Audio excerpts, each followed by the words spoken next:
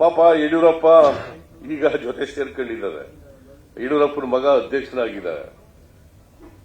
ಆ ಯಡಿಯೂರಪ್ಪನವ್ರಿಗೆ 20 ತಿಂಗಳು ಕೊಡ್ತೀವಿ ಅಂತ ಹೇಳಿ ಕೈ ಕೊಟ್ಬಿಟ್ರು.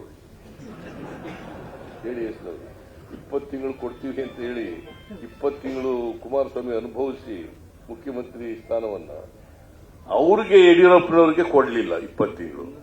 ಸೊ ಹಂಗಾಗಿ ಸರ್ಕಾರ ಹೋಯ್ತು. ಸರ್ಕಾರ ಹೋದ್ಮೇಲೆ ಏನೋ ಬಿಜೆಪಿ ಬಂತು ಬಿಡಿ. ನಾನು ಈಗ ಇವತ್ತು ಇಡೀ ದೇಶದಲ್ಲಿ ಚರ್ಚೆ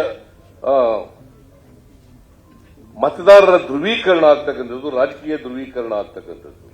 ಒಂದು ಕೋಮುವಾದಿಗಳು, ಇನ್ನೊಂದು ಕಡೆ ಜಾತ್ಯತೀತರು. ಇದು ಇವತ್ತು ಇನ್ನು ಮುಂದಿನ ದಿನಗಳಲ್ಲಿ ಧ್ರುವೀಕರಣ ಆಗೋದು, ಮತಗಳ ಧ್ರುವೀಕರಣ ಆಗ್ತಕ್ಕಂಥದ್ದು, ರಾಜಕೀಯ ಧ್ರುವೀಕರಣ ಆಗ್ತಕ್ಕಂಥದ್ದು. ಬಿಜೆಪಿ ಯಾವತ್ತೂ ಕೂಡ ಹಿಂದುತ್ವ ಬಿಟ್ಟು ಹೊರಗಡೆ ಬರಲ್ಲ. ಹಿಂದೂ ರಾಷ್ಟ್ರ ನಿರ್ಮಾಣ ಮಾಡ್ತೀವಿ ಅನ್ನೋದು ಅದರಿಂದ ಹೊರಗಡೆ ಬರಲ್ಲ.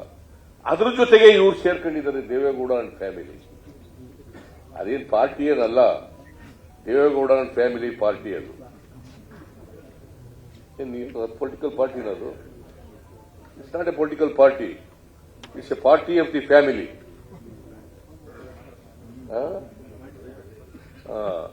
ಸೊ ಅದರಿಂದ ಈಗ ಇವರು ಅರ್ಥವಾಗಿ ಯಾವಾಗ ಮುಂದಿನ ಲೋಕಸಭಾ ಚುನಾವಣೆಯಲ್ಲಿ ಜೊತೆಲಿ ಹೋಗ್ತೀವಿ ಬಿಜೆಪಿಯವ್ರ ಜೊತೆ ಸೇರ್ಕೊಂಡು, ನಾಳೆ ಜೆಡಿಎಸ್ ಅಂತ ಇದೆಯಲ್ಲ, ಜನತಾದಳ ಇದೆಯಲ್ಲ, ಅದು ಬಿಜೆಪಿ ಜೊತೆ ಮರ್ಜಾಗ್ಬಿಟ್ರು ಕೂಡ ಆಶ್ಚರ್ಯ ಇಲ್ಲ.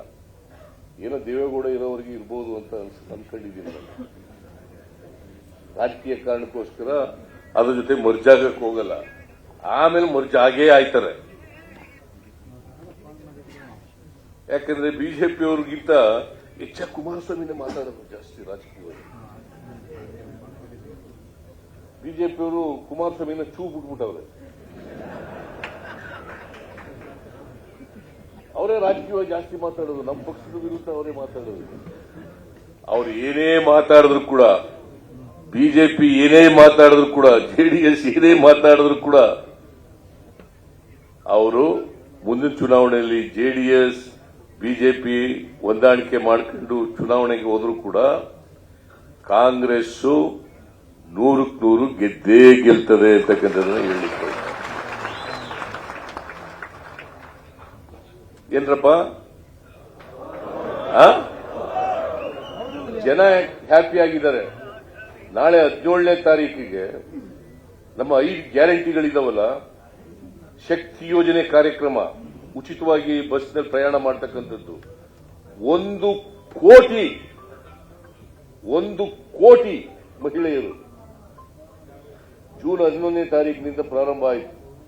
ಈ ತಿಂಗಳು, ಈ ವರ್ಷ ಜೂನ್ 11ನೇ ತಾರೀಕು, ಅವತ್ತಿನಿಂದ ಇವತ್ತಿನವರೆಗೆ 1 ಕೋಟಿ ಮಹಿಳೆಯರು ಉಚಿತವಾಗಿ ಪ್ರಯಾಣ ಮಾಡಿದ್ದಾರೆ.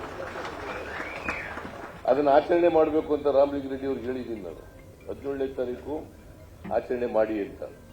ಕನ್ನಡಿಗರ ಮೆಚ್ಚಿನ ನಿಮ್ಮ ನ್ಯೂಸ್ 18 ಕನ್ನಡ ಈಗ ವಾಟ್ಸ್ಆಪ್ನಲ್ಲಿಯೂ ಲಭ್ಯ.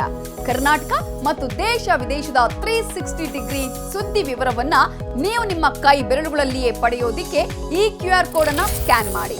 ನಮ್ಮ ಚಾನೆಲ್ ಅನ್ನು ಫಾಲೋ ಮಾಡಿ, ನೋಟಿಫಿಕೇಶನ್ ಆನ್ ಮಾಡಿ.